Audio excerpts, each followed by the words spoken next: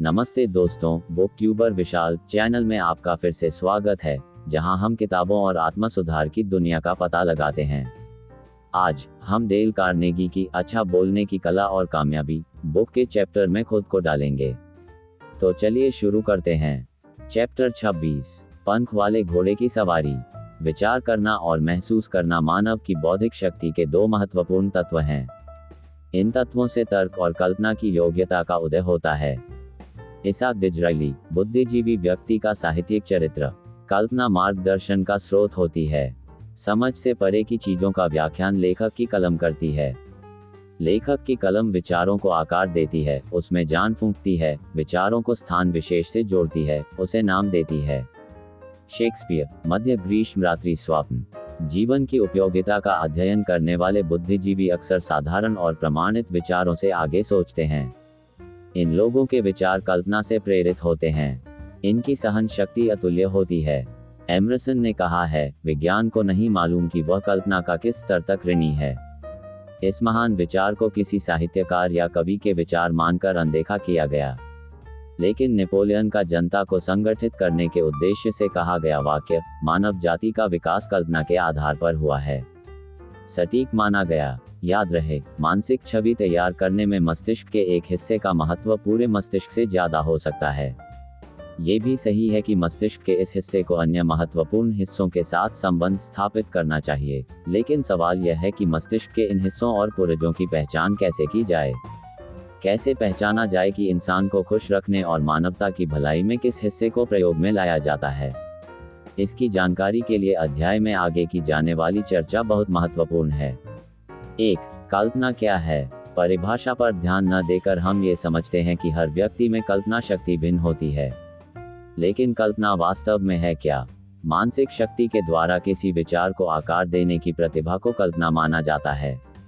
कल्पना से संबंधित विचार वास्तविक रूप से प्रकृति का हिस्सा होते हैं या फिर मात्र कल्पना होती है, अर्थात ऐसी कल्पना जिसके अस्तित्व का कोई प्रमाण ही उपलब्ध नहीं है। इसके अलावा कल्पना इन दोनों स्थितियों का मिश्रण भी हो सकती है। ये वास्तविक या आध्यात्मिक भी हो सकती है। विचारों के माध्यम से उत्पन्न कल्पना न्यायसंगत भी हो सकती है और न्याय विरोधी भी। सबसे पहले हमें यह समझना होगा कि कल्पना विचार की एक प्रक्रिया है। ये पूर्ण रूप से बौद्धिक योग्यता पर आधारित नहीं होती।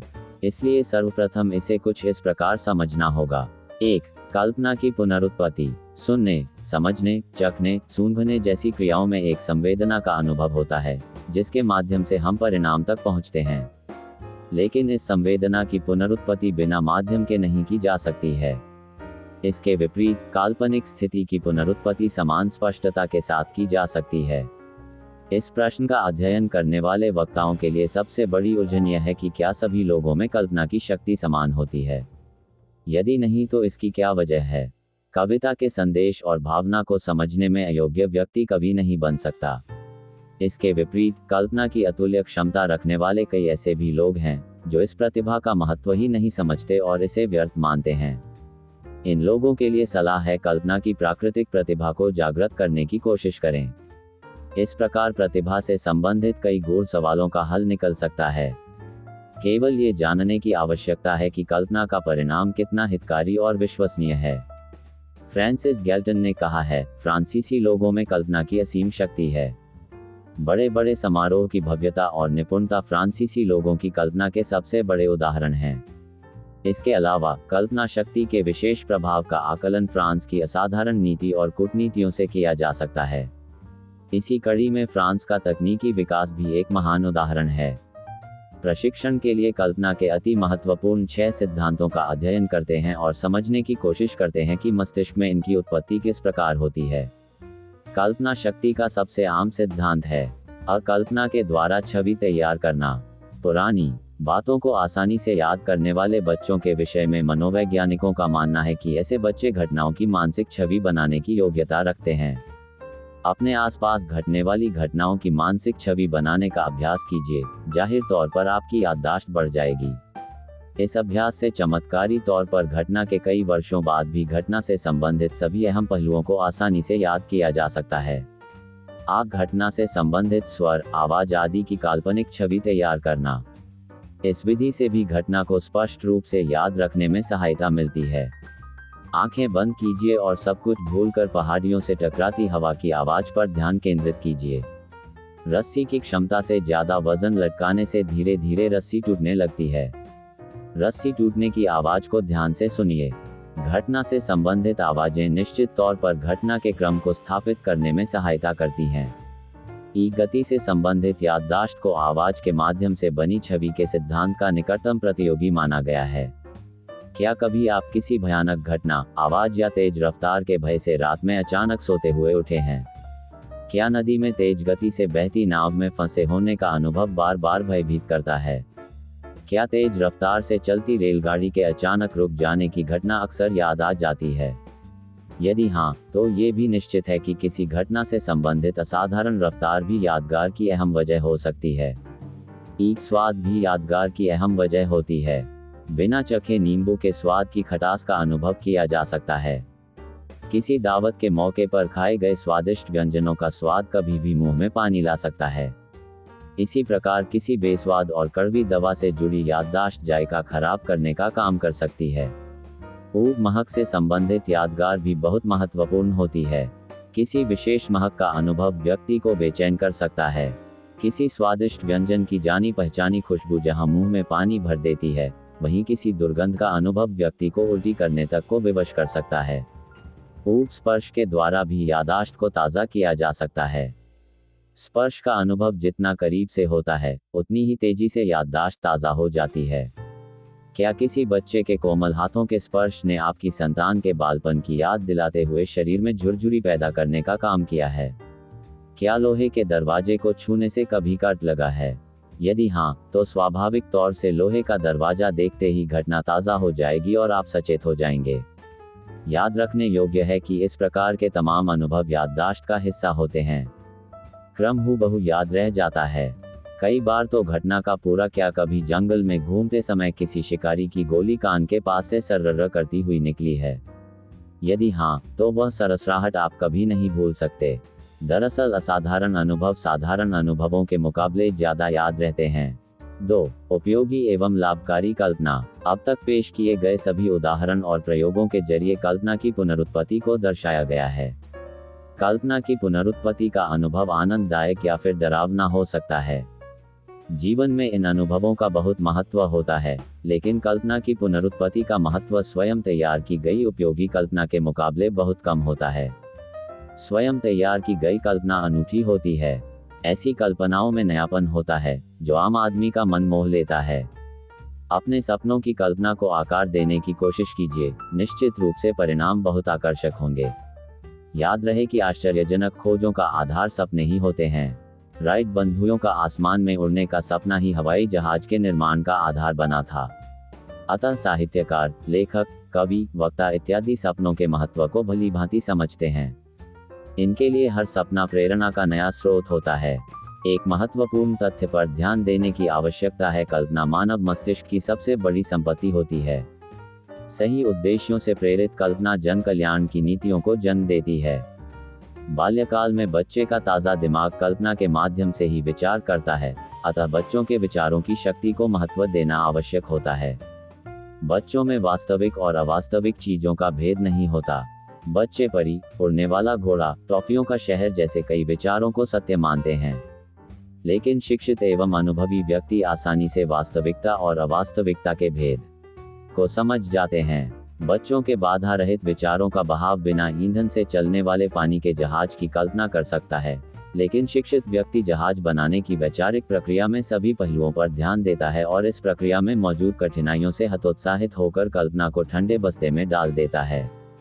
शतरंज का खेल, योद्धाओं की रणनीति, ज्यामितीय सिद्धांत, व्यापारिक योजनाएं, कारखाने में फिजूल खर्ची घटाने का विचार, किसी महान नाटक की निंदा, आर्थिक बाधा से निपटने की युक्ति, उत्तम कविता की रचना और दर्शकों को प्रभावित करने की योजना उचित कल्पना के द्वारा ही पूरी की जा सकती हैं।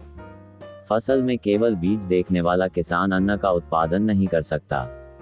केवल कल्पना की पुनरुत्पत्ति की योग्यता से संतुष्ट नहीं होना चाहिए। स्वयं के विचार और कल्पना ज्यादा महत्वपूर्ण होते हैं। क्या है कि सोच के मुकाबले क्या हो सकता है कि विचारधारा ज्यादा कारगर होती है। 2. भाषण के दौरान कल्पना का उपयोग। इस अध्याय में कल्पना से संबंधित चर्चा से स्पष्ट हो गया है कि किस प्रकार वक्ता कल्पना शक्ति के इस्तेमाल से दर्शकों को प्रभावित कर सकता है, लेकिन कुछ विशेष परिस्थितियों में इस प्रतिभा के उपयोग की जानकारी कराना आवश्यक है। 1. भाषण के दौरान कल्पना का उपयोग। अब भाषण तैयार करते वक्त दर्शकों की उपस्थिति की कल्पना कीजिए। हालांकि ऐसा करने में निराशा हावी हो सकती है, लेकिन आत्मविश्वास के माध्यम से निराशा पर काबू पाया जा सकता है। भाषण तैयार करते वक्त दर्शकों की संख्या, मंच की भव्यता, दर्शकों के शैक्षिक स्तर, स्वभाव, भाषण के उपलक्ष्य और बाकी वक्ताओं की उपस्थिति की जानकारी हो तो जाहिर तौर पर भाषण को परिस्थिति के मुताबिक ढाला जा सकता है। आप भाषण के सभी हिस्सों को तैयार करते वक्त भाषण की संपूर्णता को सदा याद रखें। भाषण के किसी भी हिस्से में मामूली सा भटकाव भाषण के प्रभाव को नष्ट कर सकता है। इसके अलावा भाषण में प्रस्तुत किए जाने वाले विचारों का क्रम सही एवं सटीक होना चाहिए। एक भाषण के दौरान इस्तेमाल की जाने वाली भाषा शैली का चयन भी बहुत महत्वपूर्ण होता है। भाषा का चयन दर्शकों के मुताबिक होना चाहिए। उदाहरण के तौर पर, अति शिक्षित दर्शकों के समक्ष इस्तेमाल की जाने वाली भाषा का इस्तेमाल छात्रों के बीच नहीं किया जा सकता। याद रहे कि कल्पना शक्ति से भाषण में विविधता आती है। यदि भाषण में ताज़ा उदाहरणों और सुझावों की कमी है तो भाषण बिना फूल के बगीचे जैसा नीरस हो जाएगा। ओ हेनरी की कथा द हार्बिंजर में इस्तेमाल किए गए ताजेपन और वाक्चातुर्य पर ध्यान दीजिए। उदासीन मौसम के बीच जब देहाती इलाकों में वसंत ऋतु की आहट को महसूस किया जाता है, उस वक्त शहरी जीवन में हरियाली की कल्पना तक नहीं की जाती। शहरी व्यक्ति उस वक्त नाश्ते की मेज पर अंडे और डबल रोटी का स्वाद ले रहा होता है। चारदीवारी के बीच उसे मौसम में बदलाव का एहसास तक नहीं होता। अखबार के पन्ने पलटते वक्त कहीं लिखा दिखता है कि वसंत आने वाला है, लेकिन अफसोस इसका एहसास उसे तब भी नहीं होता। बहुत तीक्ष्ण ज्ञानेंद्रियां ही वसंत ऋतु की आहट महसूस कर सकती हैं। साधारण व्यक्ति को इसका एहसास नहीं होता। इस समस्या के निवारण के लिए एसोसिएट प्रेस ने एक युक्ति तैयार की है। हैकनेसेक में लाल गले वाले एक पक्षी का कुंजन, बेनिंगटन में चिनार के वृक्षों का लहराना, साइरेक्स की मुख्य सड़कों पर घास की उपज, नीलकंठ का चहचहाना, बत्तखों और हंसों के बीच उत्तेजना, सेंट लुइस का सालाना तूफान, जंगली हंसों का सालाना आवागमन, दवा विक्रेताओं का मलेरिया की दवाओं की कीमतों को बढ़ाने की कोशिश करना, किसी ऊंचे वृक्ष पर बिजली का गिरना, मौज मस्ती के लिए बाहर से आए लोगों का जमावड़ा, नदियों में जमी बर्फ का चटकना और घास के मैदानों में बैगनी फूलों के खिलने को वसंत ऋतु आने की आहट के तौर पर जाना जाने लगा है। शहरी लोगों के लिए ये संकेत वसंत ऋतु के आगमन की पहचान करवाते हैं, जबकि किसानों को इन संकेतों की जरूरत नहीं होती। वह तो हवा में बदलाव से ही वसंत के आगमन को भांप लेते हैं। मौसम में बदलाव के ये सभी बाहरी संकेत हैं, असल संकेत तो मन से महसूस किए जाते हैं। स्टीफन के लिए कोला और माइक के लिए मैगी खाने की इच्छा ही वसंत का आगमन होती है। किसी लेखक ने कहा है कि आज के दौर में शहरी लोगों के लिए अखबार वसंत ग्रामीण लोगों की जानकारी से पहले ही ले आते हैं। पुराने समय में प्रेम की लालसा का भाव वसंत के आगमन का संकेत हुआ करता था। 2. भाषण के दौरान कल्पना। भाषण के दौरान बोलने की धुन सवार होने लगे, बोलने में स्वाभाविकता और सरलता महसूस होने लगे तो मान लीजिए कि अब लोहा गर्म है। ऐसे मौके पर प्रभावी विचार बहुत आकर्षक हो जाता है।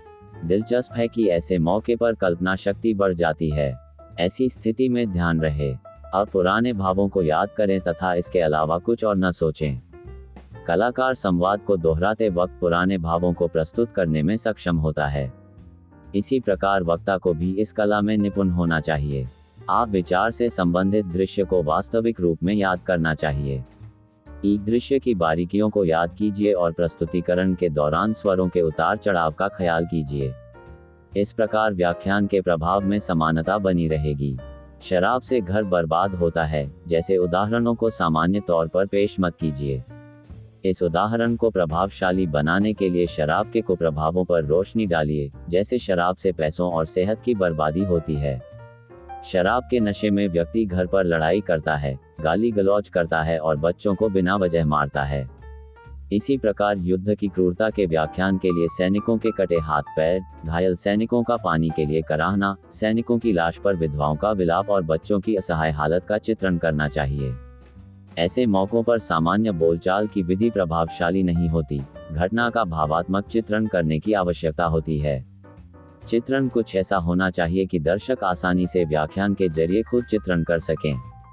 इस प्रकार दर्शक सीधे वक्ता के भावों से जुड़ जाते हैं।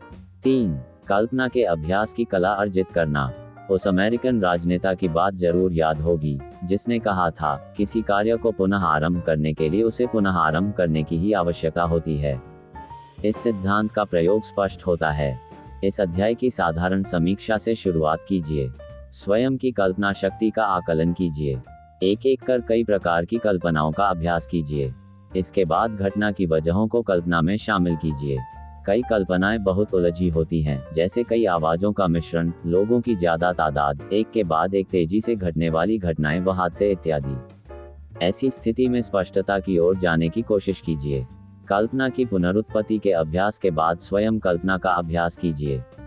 कल्पना के सभी पहलुओं का ताना बाना बुनने का अभ्यास कीजिए। सभी उलझनों को दूर करने की प्रतिभा का विकास कीजिए। इसी के साथ खुद को आंकड़ों की भाषा बोलने में निपुण बनाए। किसी घटना को अलग नजरिए से समझने और उसका सही आकलन करने का अभ्यास कीजिए। निष्कर्ष यह है कि इससे पहले कल्पना व्यक्ति पर हावी हो, अभ्यास के द्वारा व्यक्ति को कल्पना शक्ति पर हावी हो जाना चाहिए। अपने समय का सबसे अच्छा इस्तेमाल करें। कुकू FM एप्लीकेशन पर अनगिनत ऑडियो बुक्स, दिलचस्प कहानियां और अधिक का आनंद लें। प्रीमियम सब्सक्रिप्शन पर एक्सक्लूसिव 50% छूट प्राप्त करने के लिए कोड FMRMT85 का उपयोग करें। आपको कुकू FM प्रीमियम लेने के लिए लिंक मैंने वीडियो के डिस्क्रिप्शन में दिया है। डेल कार्नेगी द्वारा लिखित अच्छा बोलने की कला और कामयाबी बुक का चैप्टर पर आज के वीडियो के लिए बस इतना ही। यदि आपको ये जानकारी मूल्यवान लगी है तो अधिक जानकारीपूर्ण सामग्री के लिए बुक ट्यूबर विशाल को लाइक, शेयर और सब्सक्राइब करना न भूलें। अगली बार तक पढ़ने और अपने संचार कौशल में सुधार करने का आनंद लें। धन्यवाद।